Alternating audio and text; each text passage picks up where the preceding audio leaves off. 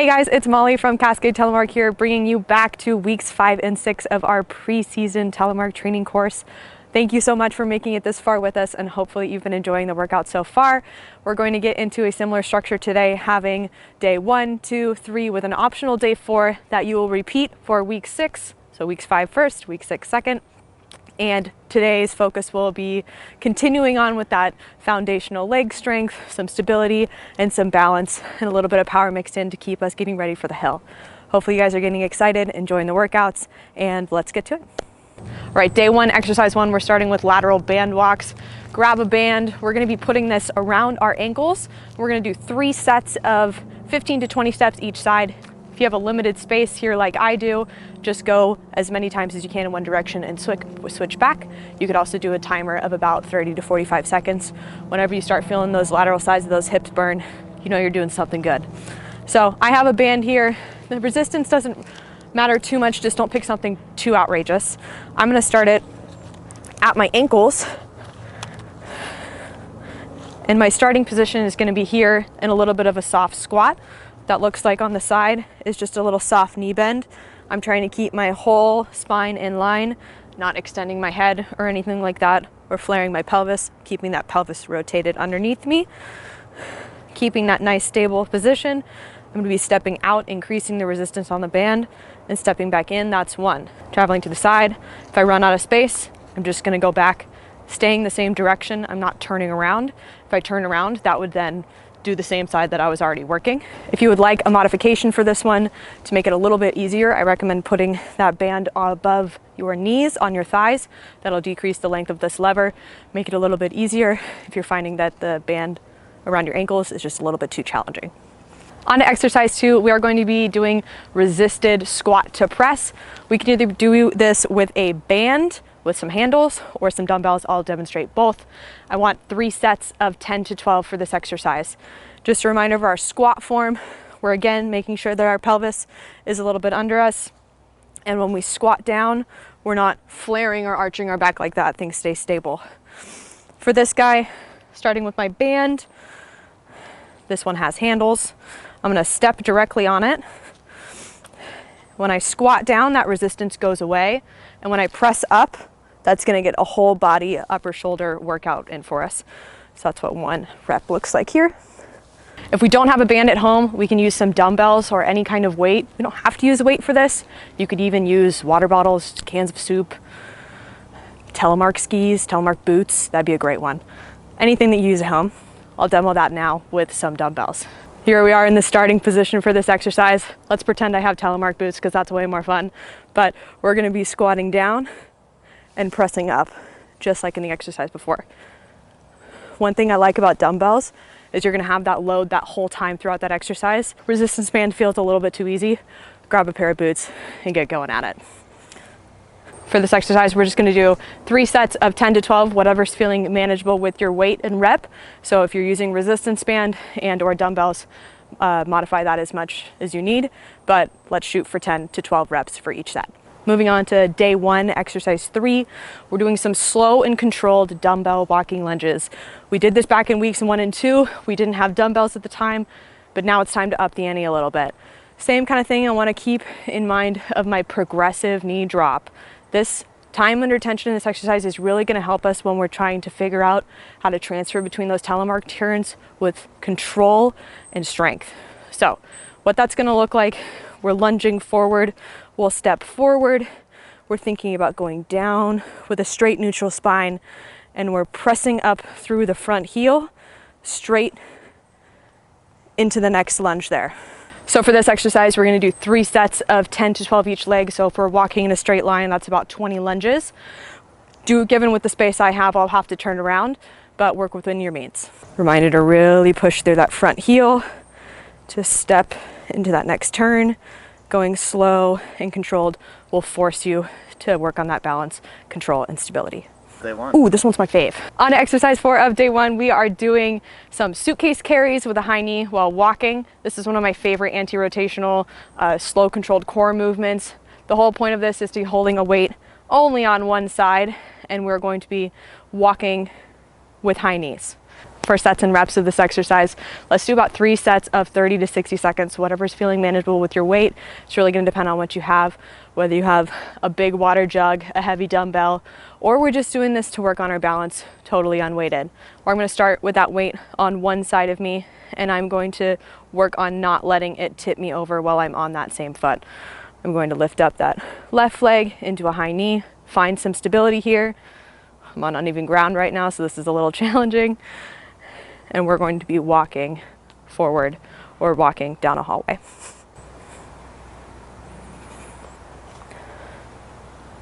This exercise is a really good sneaky core. It's not your average crunches, it's much more functional. It's really going to help when we're trying to hold that stable base when we're rotating through turns.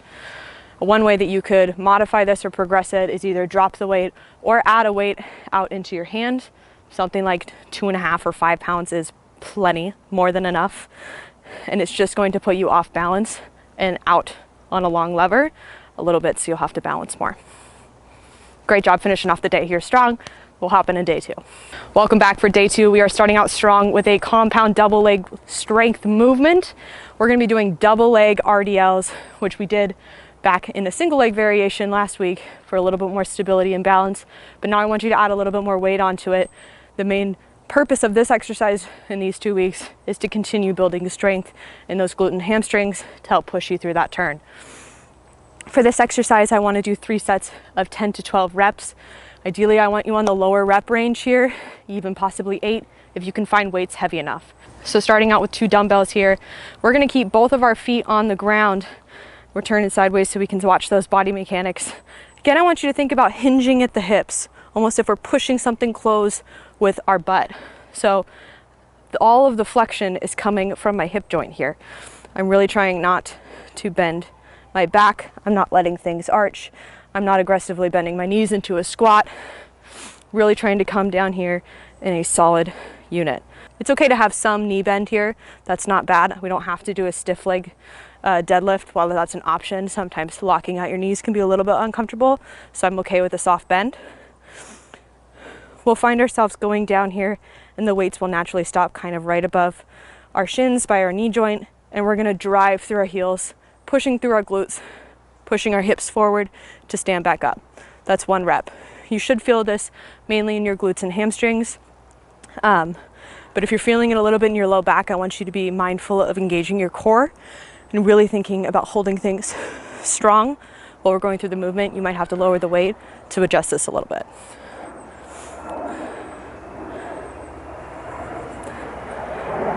So tempo-wise, when we're doing this exercise, I really want to focus on that slow going down and quick up. So a 6 or even 8 count here going down on this eccentric stretching part of the motion, and then a quick concentric motion is what's going to build us the most strength throughout this exercise. Try and load this one a little bit heavier than you did in 3 and 4 when you're doing the single leg variation, because this one's all about building strength. For exercise 2, we are doing heel elevated goblet squats.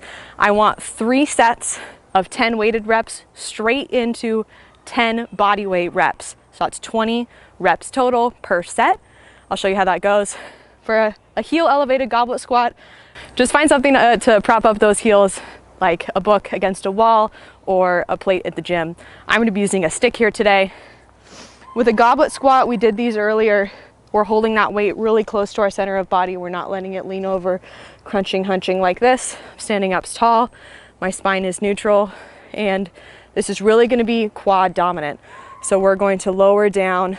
Our knees are going to go over our toes here. If this is causing you pain, take out that heel elevation and just do it normally on flat heels. But the reason why we're doing this is for that extra quad engagement. We're going to be pushing through our toes here, since they're the ones that are on the ground, really feeling that squeeze in the quads. So 10 weighted reps here. All right, once I get to my 10th rep there, I'm going to drop that weight and I'm going to go straight into body weight reps, and you'll really feel this burn. Again, thinking about my spine being neutral, not letting things aggressively arch, and pushing through those toes as I stand up. You'll feel a nice quad burn here.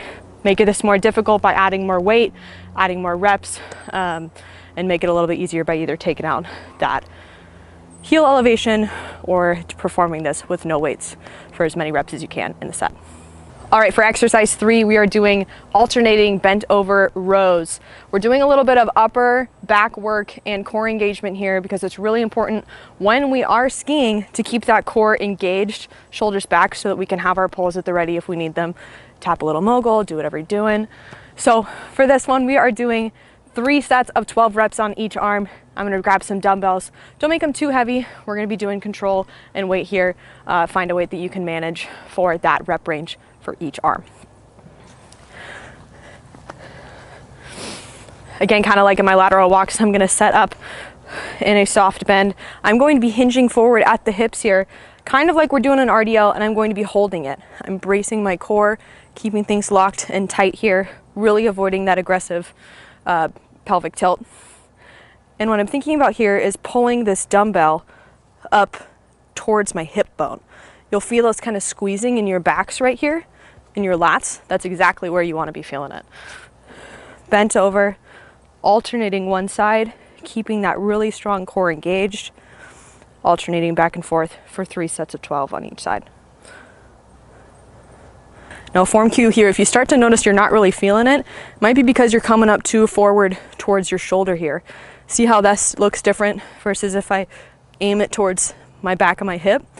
That arm's gonna be a lot more flexed, less in my shoulder. You'll feel it a lot more in your back, which is where I want you to feel it. Great way to make this more challenging is to increase that weight. If we need to make it less challenging, decrease the reps or drop the weight. Focus on that core engagement. Slow and controlled is always the way to go. Exercise 4, we are doing dumbbell windmills here. This is a great core stability exercise, continuing on with that theme of building strength and stability within our bodies so that we can be in control on the hill. We're going to be doing 3 sets of 8 to 10 reps for this exercise. Find not too heavy of a weight, maybe 5 pounds or so to start, and we're going to get in our starting position here. All right, my starting position here, we're gonna have a wide base and I'm gonna have my toes flaring out just a little bit towards the sides. I'm gonna have the dumbbell with a fully locked arm straight up, and my other arm here, I'm going to hinge at the hips, kind of like we were doing with that RDL, and the other arm is going to come down to the floor and stand back up. You'll notice this dumbbell wants to move at the top. Use that shoulder stability and strength, and even kind of look at the dumbbell. That can be a helpful cue to keep it in place.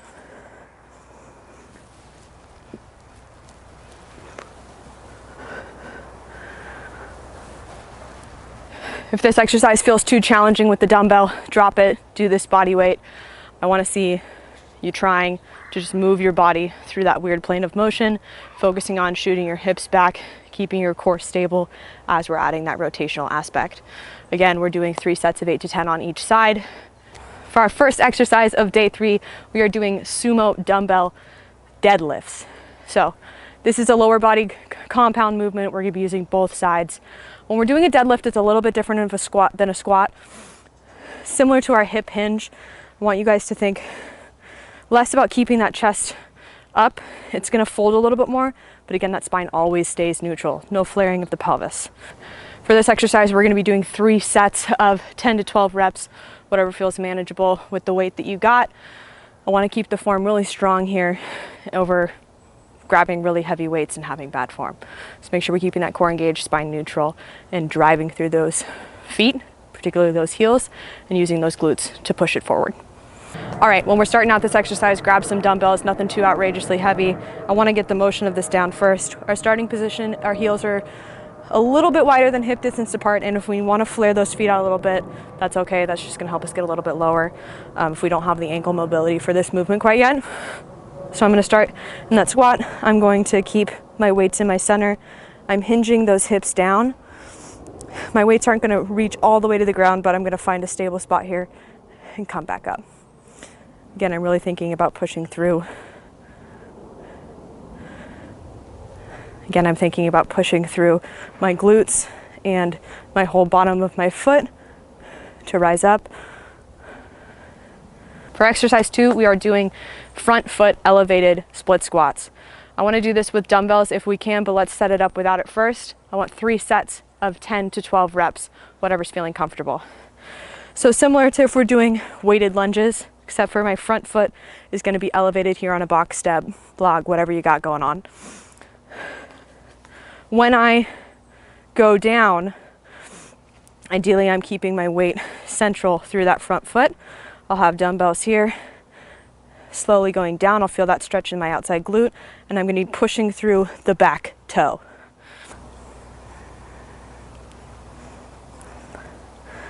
Again, a lot more weight is going to be on that back foot. You'll feel this in that back quad a little bit more while still getting a glute stretch in that front foot. The weight will be a little bit farther back, but both feet will have weight. All right, for exercise 3, we are doing some resisted wood chops with a band. If you don't have a band, just use a weight in the middle of the air. It'll be okay. We're doing 3 sets of 10 to 12. So I've got mine attached to a tree friend here, doing about chest distance or chest height, a little bit higher is okay. I'm gonna find a little bit of a staggered stance. That means one foot in front of the other. And I'm gonna hold this band, bring it diagonally down towards my other side of my hips and back up. That's a 1. We're doing 3 sets of 12 each direction. So either turn around or you can change the location of where your band is attached. Again, if we don't have a band at home, just pick up a weight, top corner to bottom corner. For exercise 4, we are going to be getting down on the mat. Just like in weeks 1 and 2 when we did those single leg glute bridges, now I want to add a little bit of weight to it if it's feeling manageable. If not, leave it out. We're doing 3 sets of 12, really building that unilateral strength so that we can be even and work out any of those muscle imbalances that might hold us back from keeping both of our turns looking spicy this season. So let's get down on the mat. When I'm doing this exercise with a weight, I want to be mindful of where I'm putting it. So if my left leg is my working leg, I'm going to be setting that weight on the front of my left pelvis. Again, that right leg will come up in kind of whatever fashion feels normal to you, and I'm driving through my left foot to push up into that single leg glute bridge.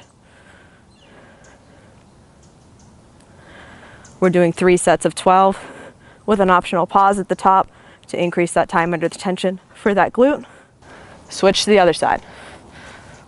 Welcome back, day 4. This is our optional workout today. We're starting out with a classic favorite of Bulgarian split squats. They're just too good, too tried and true. I know we did them last week, so let's be a little bit cautious about how we're weighting these. We'll do 3 sets of 10 on each side.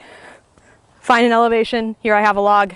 Use a bench, use a step, whatever feels comfortable for you. Just a reminder for form cues, we are sticking up that back foot on that elevated surface, ideally one that doesn't roll like mine.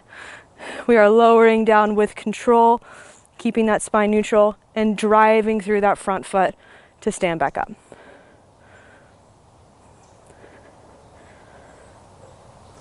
If you want to make this exercise a little bit different from last week because you like a little bit of variation and change, drop the weights, do them body weight, or we can even add a little bit of a hop when we're at that standing to make it a little bit more power and dynamic focused. That'll look like this.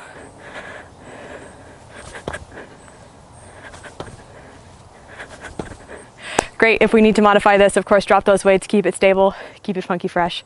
We're just trying to build that strength. And this is a great one because we are doing that unilateral movement where we're going to work out any imbalances. And this is a great, great, great exercise for Telemark skiing, being as we are targeting those glutes, hamstrings, and all of those stabilization muscles in between.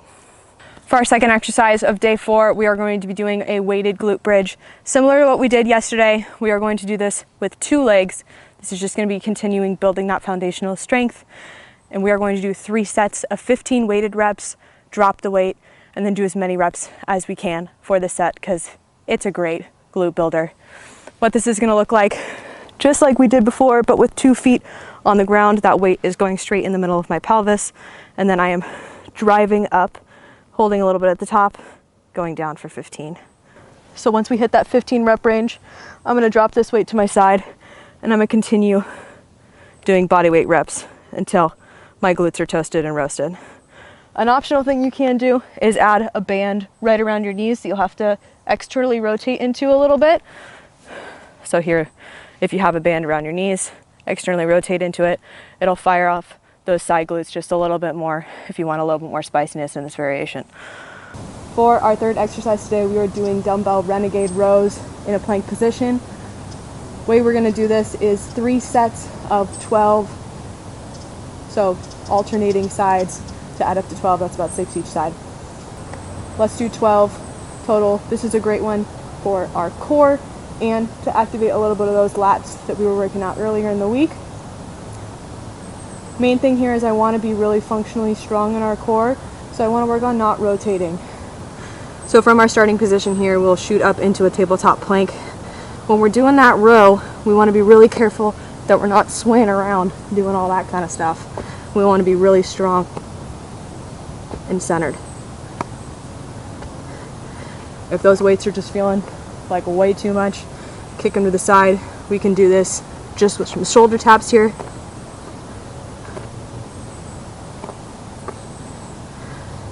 Same thing, just focusing on not rotating too much throughout this exercise to build that upper body and core strength awareness. Again, we'll do 3 sets of 12 reps. So that's 6 each side if we're using weights. If we're tapping the shoulders, you can increase that if it's feeling good enough for you. Back with our final exercise of the day, we are going to be doing standing weighted calf raises with an isometric hold. I want 3 sets of 15 with a hold at the top, ideally 1 to 3 second hold. So we're starting on a flat surface this time. If you want to do it on a step, you can. It's going to increase that balance challenge. And if you want to drop the weights, we can do that also. We're going to be driving up onto our tippy toes, holding that balance at the top. Keep that core aware. We're going to be fighting to fall over and working those calf muscles.